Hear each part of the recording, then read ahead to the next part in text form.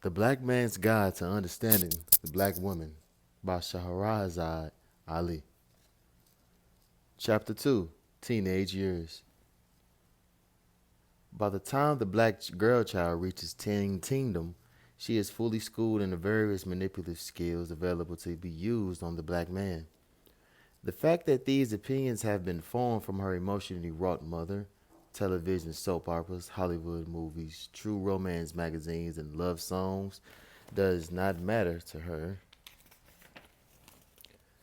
But she believes there are documents of truth that must be adhered to be accepted into the womanhood club. By this time, she is eager to learn all she can about the opposite sex with the single motivation of getting the black man to literally eat her out of her hand. Keeping certain secrets from the teenage boy as a way of life is already established as the norm. It is during this time that the black teenage girl forms a special bond with her mother regarding black men, a type of an in-house conspiracy that may include 1. A warning from the mother about not telling the father how much an item of clothing really costs. 2. Not letting the father know that the mother have had an accident or forgot to pay an important bill. 3. That the daughter is dating prematurely or came in late. 4. That the daughter is on birth control. 5. Keeping quiet about the girl failing the test in school to keep her from being punished or grounded. Any type discuss that begins with "don't tell your father" is wrong. This kind of conspiracy between the black mother and the black teenage girl seals their secret relationship, one where information is withheld in the name of keeping the peace, a seemingly honorable intention. Lies operate on the domino principle. If one lie is told, the teller is forced to tell another and another and another. At this time, the lie may seem harmless enough, though I consider it a necessity. The, Thus, by using these tactics, the black teenage girl continues to prove to herself that the black man can be manipulated by 1.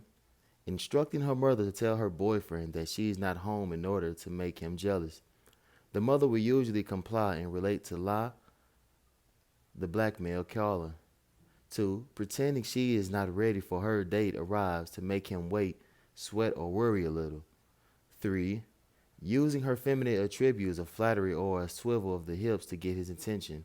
She practices how to use sexual innuendo. 4. By talking to another boy to make him upset or as a threat to test him to see if he's really serious about her.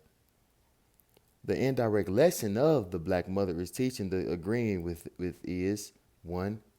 It's okay to lie to the black man if you're doing it to check his level of affection for you. 2.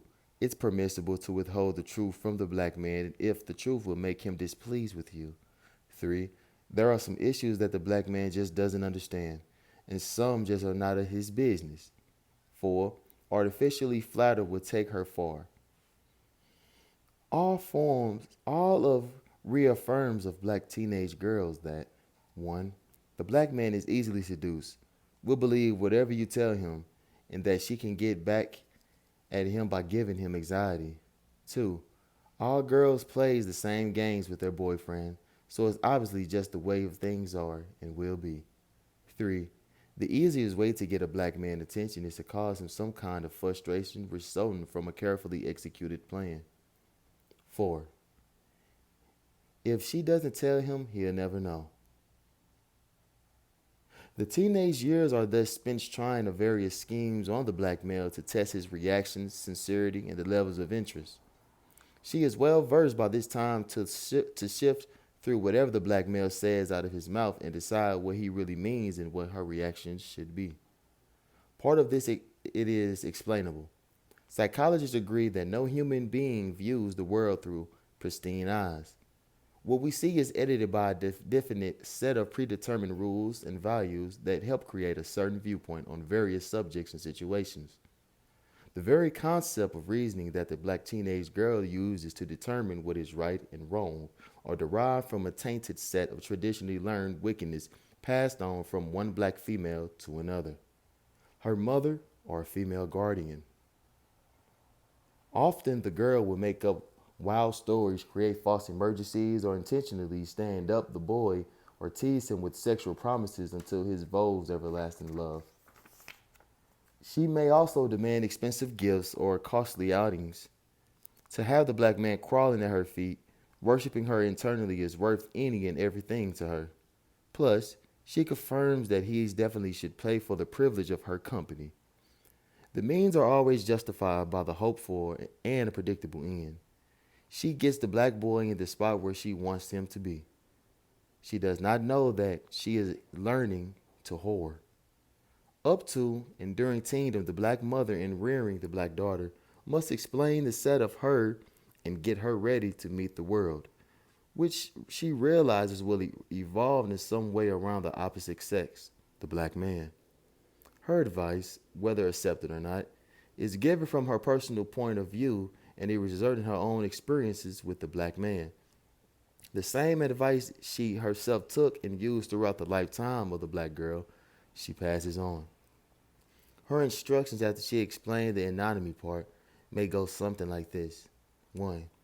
Get a good education so you can get a good job and take care of yourself so you won't have to count on no man. Make your own money so you can be your own boss. 2. You know you can't trust them, so be careful. 3. All men want is to get into your pants. 4. Play the field for a while. Find out what you want. 5. Don't just believe what he tells you. Check him out. 6. Don't let him get you pregnant. 7. You can't tell a man all your business. 8. Don't spend your own money. Make him pay for it. 9. Make him do something for you. Don't spend all your time with him for nothing. 10. Get with the one who's got the most money, and rules go on and on. I call them rules because while girls are often rebellious during this stage, when it comes to settling their own standards regarding whom they will date, they still hear the negative implication above the instructions and apply them whenever they choose. This kind of teaching means 1. Test his feelings any way you can. 2. Sex is the only motivation the black man has. 3. Sex is a weapon used to get what you want. 4. You can't trust what he tells you.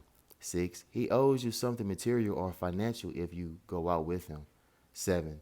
Be promiscuous and prerequisite to settling down. The black daughter is compelled by nature to follow without reason the example of the black mother throughout her life, which is called instinct. They do as the mother did.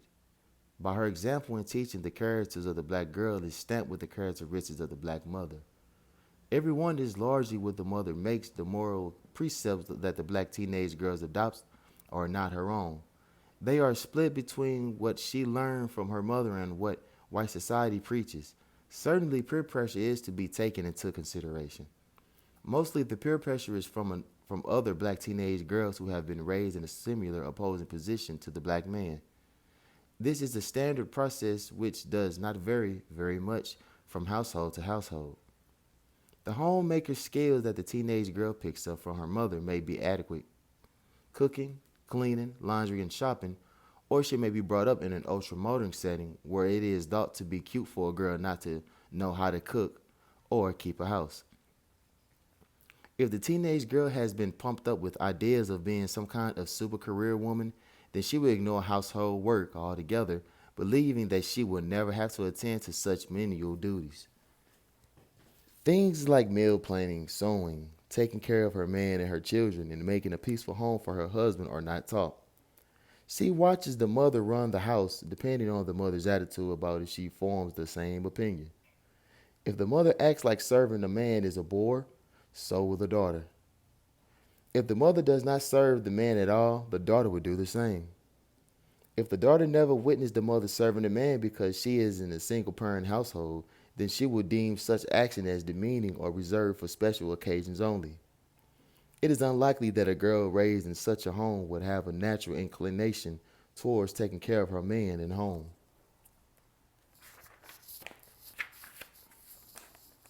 She has no model for it. Homemaking skills have to be taught at home by the mother. If the black man would like to have a visual picture of what today's black teenage girls are doing and thinking, he should take a few minutes out of his schedule and looking at the Soul Train Dance Music Show, which comes on the television every week. This show gives vent to all filth that ends up causing the black man problems with the black woman years later.